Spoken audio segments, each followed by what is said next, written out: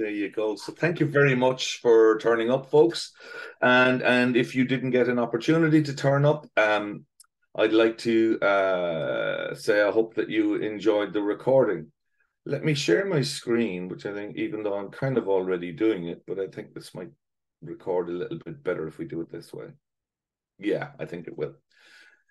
So thank you very much. As I said, this is a session that I just want to share some insights with you.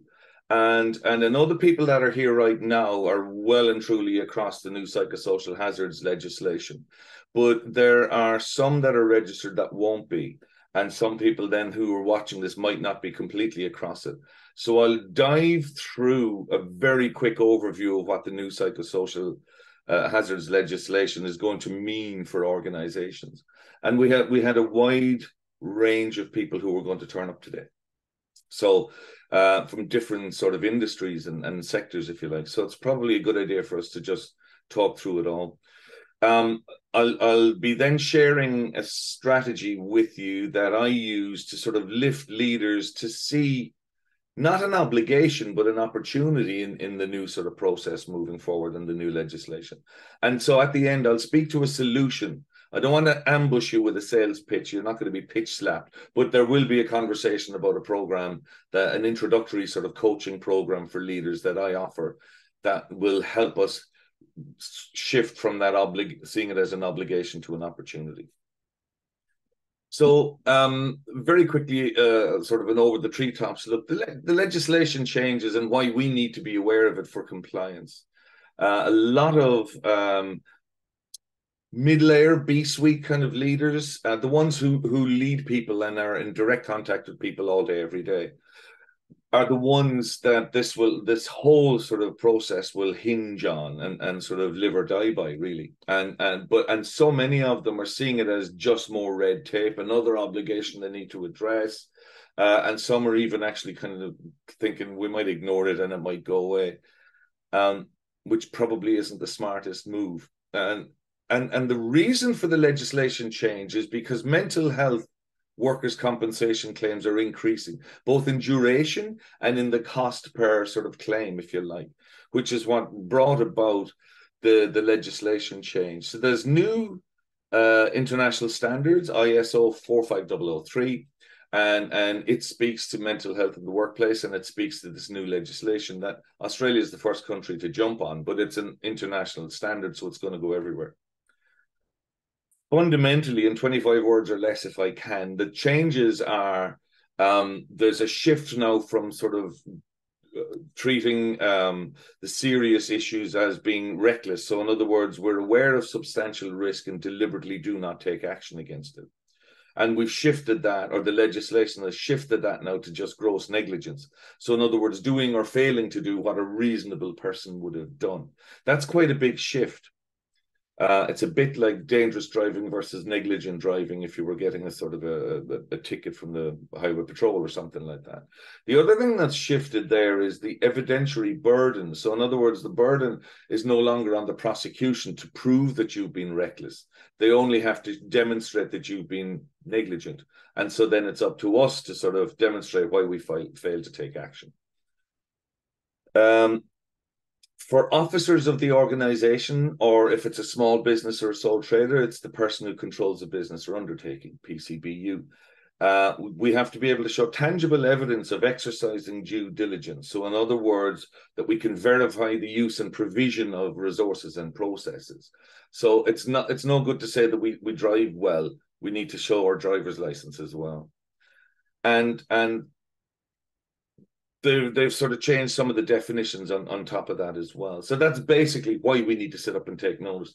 And I draw a sort of a tangent or a line between cybersecurity issues of a couple of years ago, and Optus were in the news again today as a result of that failure.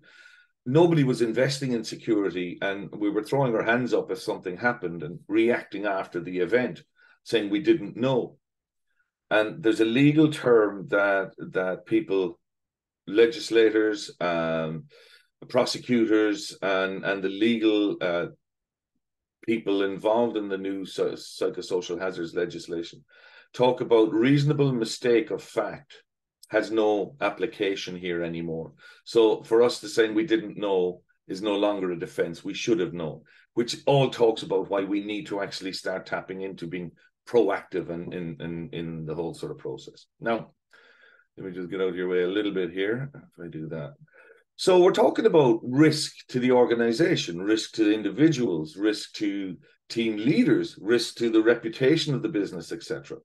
And when we look at risk as a sort of a financial concept, we need to talk about the cost of being wrong, or in other words, or in this case, sometimes the cost of doing nothing. It's far greater than, tackling and becoming compliant with the legislation. So there's an expected value of additional information which is required, and that's a kind of a no-brainer.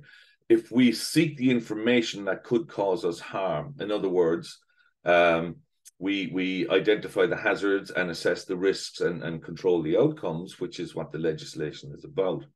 If we seek the additional information for that, then the cost of doing that is far less than the cost of not doing anything. Just a heads up, there's some businesses I've been speaking to in the last 6 months have had kind of excuses like, we've looked at the legislation and it doesn't really apply to us. And I go, no, it applies to everybody. And if you feel it doesn't apply to you, you're probably going to be even more exposed than somebody who isn't. Somebody else said, yeah, look, we've looked at it and we've changed our bullying sort of process. So I think we're all good. And, yeah, that's one of a number of issues that you need to be aware of when it comes to mental health. Safe Work and Safe Work Australia, etc., are saying that bullying is the #1 mental health challenge in the workplace, and their research says that, but they're researching workers' compensation claims only, and so I have a bit of an issue with that. My experience and everything I'm reading in ongoing research and in sort of what do you call it? Organizations that are sort of exploring what the challenges are in the workplace today. Burnout comes to #1 all the time. And I think what's happening is the workers' compensation sort of statistics are showing bullying. People are laying sort of workers' compensation claims because of feeling bullied or victimized or whatever. If somebody's burning out, they're actually leaving the organization earlier and they're probably not making a workers' compensation claim. So the experience I have and what I'm hearing whenever I speak to people leaders is that burnout's their biggest challenge by far and away. So bullying seems to be the one that's got the focus, but I think burnout is actually the bigger problem. Somebody else said to me, we think it's better to not have a policy than to have one and not stick to it. And again, no, it's your license expiring is not as bad as driving without, never having had a license, if you like. So I think there's a sort of a misconception that will shift when we see the response from WorkSafe Victoria or Safe Work Australia, Safe Work New South Wales, or any of the other sort of state level ones. So that's it in a nutshell. That's the legislation and the kind of responses to risk, etc. So in short, what's happening is there's a new set of regulations. We need a policy that addresses the regulations. We need a strategy to deliver on our policy. And we need clear actionables that the people that are affected by it and the people that are going to drive this can actually deliver on it. The other sort of change with the legislation says we have to be in a preventive space now. So, we can't say we didn't know anymore and respond after the event. We should have known, so therefore we got to be out in front. And so we have to, by law now, we have to collaborate at all levels of the organization. All levels of the workforce have to have a say in how we identify, where's my little pointer here? Have a say in how we identify the hazards in that workplace. We have to, welcome Marika, we have to, on identifying all of the hazards, we have to be able to assess the risks. and the likelihood of them occurring in each of our different sort of areas. So that takes quite a bit of thinking and quite a bit of collaboration and talking in order to set the policy and strategy that we're going to follow. We have to control the risks and outcomes, which means we need to upskill our leaders and we have to educate and collaborate with everybody continually. But our people leaders have to know how to be good at this. And this is where this idea of an obligation, reframing that into an opportunity, I think. And then the fourth element of this is, again, we have to continually review and monitor. And my conversations with legislators and my conversations with prosecutors and the legal people are basically saying we need to be able to show evidence that if something happens, it's not that we get slapped down for it, but we have to show that we've learned from what's actually occurred and we're amending our strategy and our policy to ensure that we're covering all of that. So in short, we need to involve everyone in the consultation process at all levels. We have to collaborate and identify the hazards and risks arising from work and making the decisions about ways to eliminate or minimize those risks. You can see why people leaders are starting to see this as, you know, just more stuff that I'm going to have to do. And in actual fact, I reckon that our response both to the legislation and our response to burnout as the number one issue that I believe it is, the number one issue in the workplace, will center around, this is like, will center around those people leaders, those sort of middle managers and or, you know, depending on the terminology used in your workplace, we could be talking about supervisors, team hands, leading hands, area managers, you know, floor managers. That anyone that's working continually with people are the ones that are going to be the choke point or the trigger point for all of this. And this sort of image or this model behind my head here is kind of like the bow tie model, which is a common enough one when we're talking about risk in work health and safety. But it's the same thing. Identifying the hazards, assessing the risks, and controlling the outcomes will center on the actions and activities of our people leaders. And then the outcomes, obviously, and reviewing and monitoring are all of the things that need to occur. And I'll talk in a moment about, you know, the value of doing that and how we need to sort of change the mindset of our people leaders to look at this as something that's valuable to them, because we can improve in performance, engagement, teamwork, belonging, and cohesion across their teams without a huge amount of effort. But something has been challenging people leaders traditionally in this space around mental health.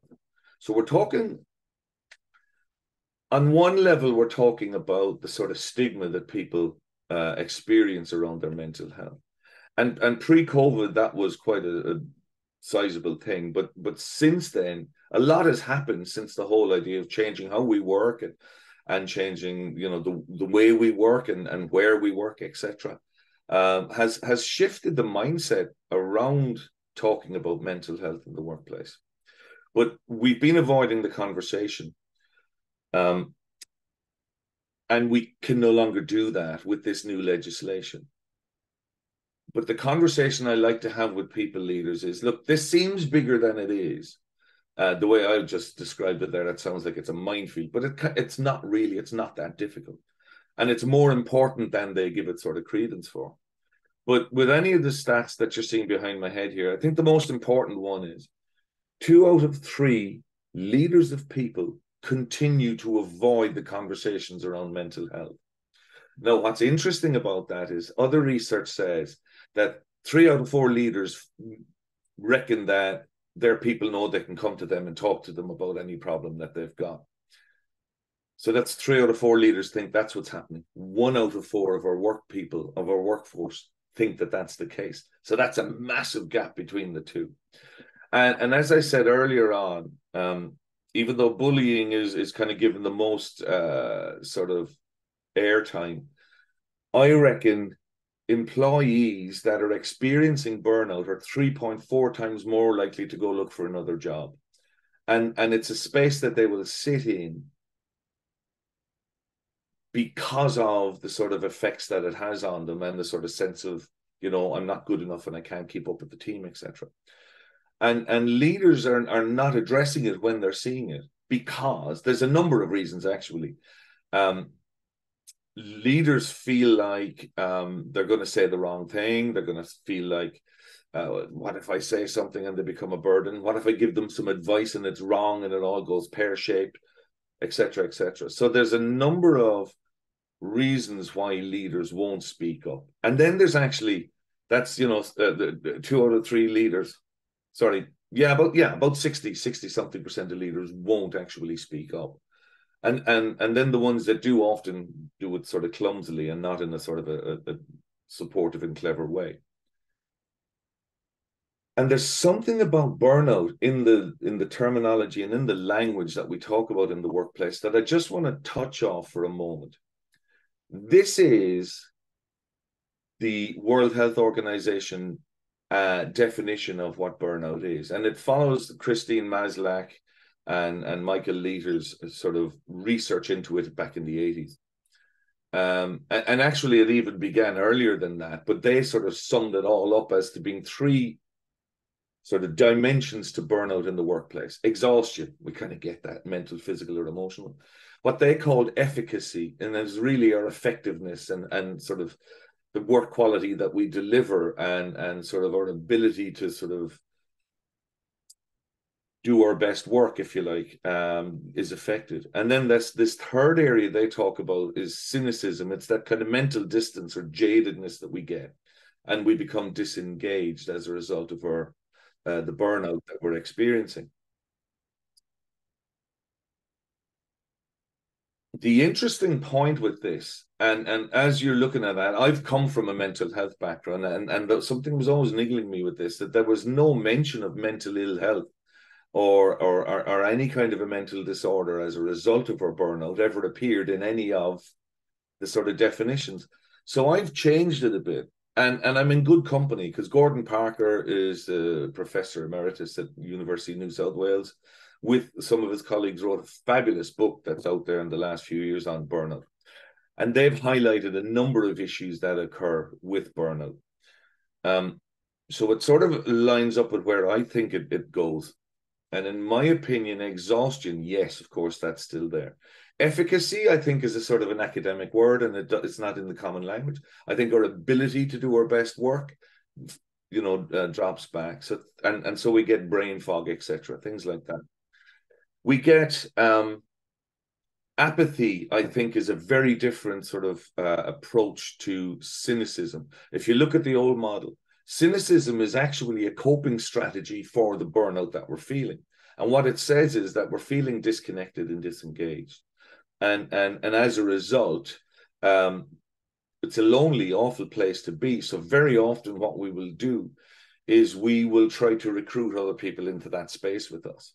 So office gossip starts, and people will gossip about leaders, about peers, about the team, about the organization, or worst of all, about the clients and the customers that we sort of service. And that cynicism is an outward expression. I've worked in the addiction space for a great many years. And when people relapse in the early stages of addiction, they will always have a story that blames everything and everybody around them for the set of circumstances that caused them to relapse. And cynicism, to my mind, is a little bit like that. It's always somebody else's or something else's fault. But when I approach burnout, I see it as apathy, and it's a case of we've just run out of steam. We don't have the energy to sort of keep going with it anymore. And the result of being in that space, instead of trying to recruit other people in with us through gossip, etc., we'll reach a point where we're experiencing, anguish or what I call affect disorders, emotional responses to external stimuli. But basically what that is it's chronic stress causes mental health disorders. And this is why I think leaders need to be across this and need to be better able to have a conversation with their people around their burnout. Because very often the burnout that they're experiencing is work-related, mostly work-related, which is an organizational problem, not an individual problem. It's the workload, the lack of clarity, the overwhelming sort of deadlines, etc. That's what causes the burnout. So that can be addressed. It's an organizational workload issue rather than an actual person issue. But the thing that stops our leaders from reaching out and supporting people is this fear, as I said earlier, they're going to get this wrong. They're going to say the wrong thing. They're going to give bad advice. They're going to, they don't know what to say. They don't know what advice to give. And they're afraid the person will become a burden on them. And let's kind of admit that doesn't really happen. So when I'm coaching teams of people leaders, I go to great pains to explain to them that you don't have to rescue or save anybody. In actual fact, there's 80 years of research that says you don't have to, and I'm going to share it with you here very quickly. I spend a lot more time on this with people leaders. 40% of the likelihood of somebody in your team recovering from their mental health challenge is based around the community support that they experience. So from family, friends, colleagues, leaders, workplace. 30% of the likelihood of them recovering, you probably can't see that writing, it's fairly small, but I'll walk you through it. 30% of the likelihood of somebody recovering from a mental health challenge in the workplace is based around the sense of hope that they can get better, which is going to be influenced by that 40%, of course. The remaining 30% is broken down between about half and half, the therapeutic relationship that they develop with their primary carer, their GP, their counselor, their psychologist, psychiatrist, whoever it is. And then the final 15% is based on the sort of treatment method or modality that they get to treat their mental health challenge. Now, if I had time with your leaders, I would probably start this by asking a question: what element, how much do you think the treatment they receive is responsible for the recovery? And almost always the answer I get is about 80%. But in actual fact, it's about 15%.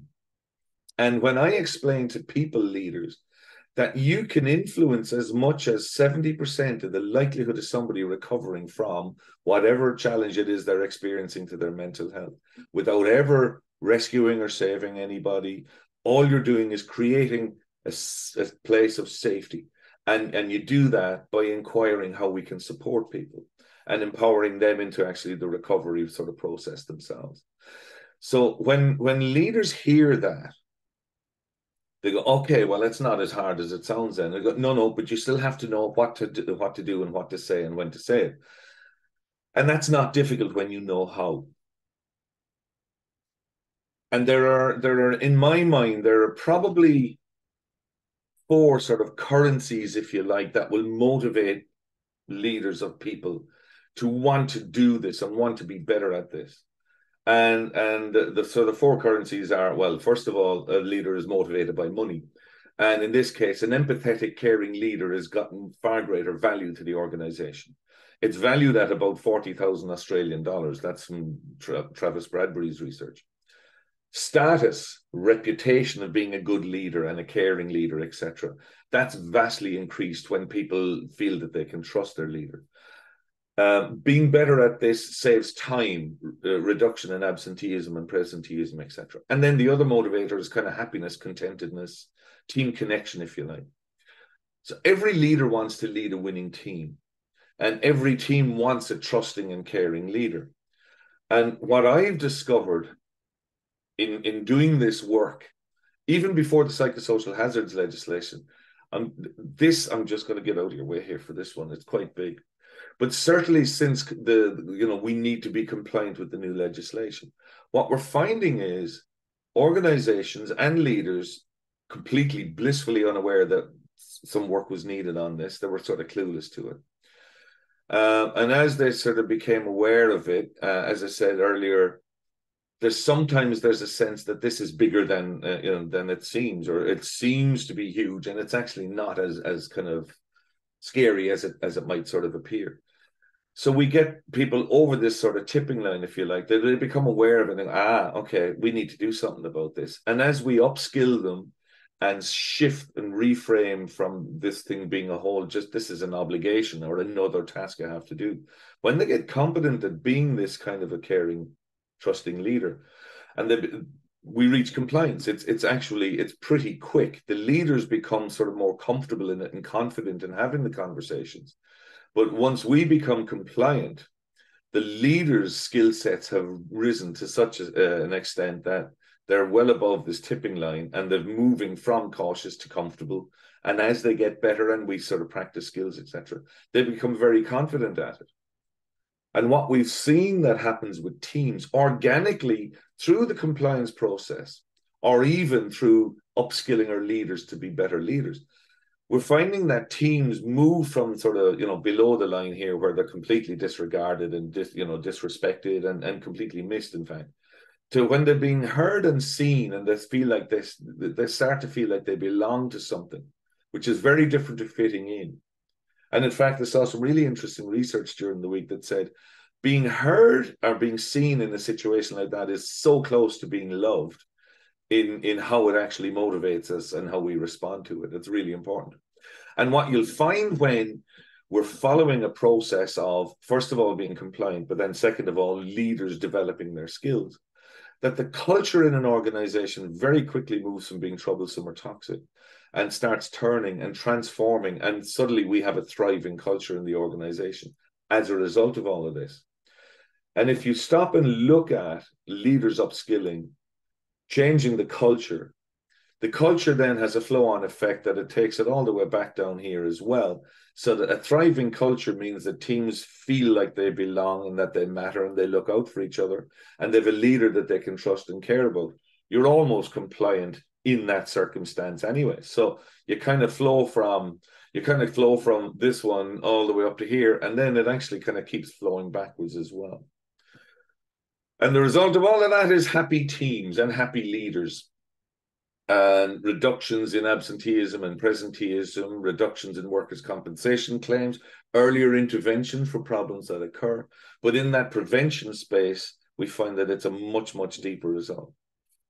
So at the risk of pitch slapping you, as I did say, Emily, you might have missed it at the start. I did say that I was going to talk about a sort of short introductory program that I offer for organizations to sort of get it's a kind of a coaching program to get their leaders thinking that this is not an obligation, what compliance is, but their role in this actually gives them the opportunity to become caring and trusted leaders and have a team that feels like they belong and that they trust, and their leader is kind of got their back, if you like, and how that changes and transforms the culture.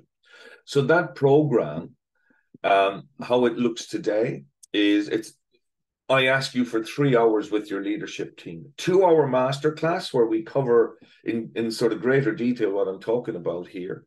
It doesn't have too much you can't do a lot in 2 hours to sort of shift people's skills, but what we do is open their eyes and raise their awareness to the fact that there is a better, more lucrative, more valuable way of increasing connection and performance and developing a leading team. So we do a 2-hour masterclass to shift them from obligation to seeing this as an opportunity. We follow that up with a 1-hour group coaching sort of pro session to see what's working and what's not. And we can do this in-house, or we can do it online. So if your leaders are spread all over the country, you don't want to bring them all into one place for 2-hour masterclass. But if they're all in roughly the same sort of place, we can do this as a 2-hour sort of session, if you like. Not massively skills based. We do a few breakout rooms to sort of practice a couple of things. But as a sort of as a way of introducing your leaders into the possibility and potential of all this, it's a $5,000 program. So what I'm going to suggest, and I'm going to put anybody on the spot, and let me get out of your way here for a second. If you're interested in having a conversation with me about this or about anything else that I do, jump on the QR code And that'll take you to just a quick questionnaire where you can just fill in your details. Tell me what you're interested in. Tell me what you want to have a conversation about. And if this program of just raising and lifting the awareness of your leaders into how, by being compliant, we can be all of these other things like sort of trusting and caring leaders, etc. We can do that. So I'm going to switch this off in 5, 4, 3, 2, 1. And I'm back. So thank you very much for your time. I'm going to stop sharing and I'm going to stop recording. And if you've got any questions that you folks want to ask, we can certainly accommodate that. Where is my recording?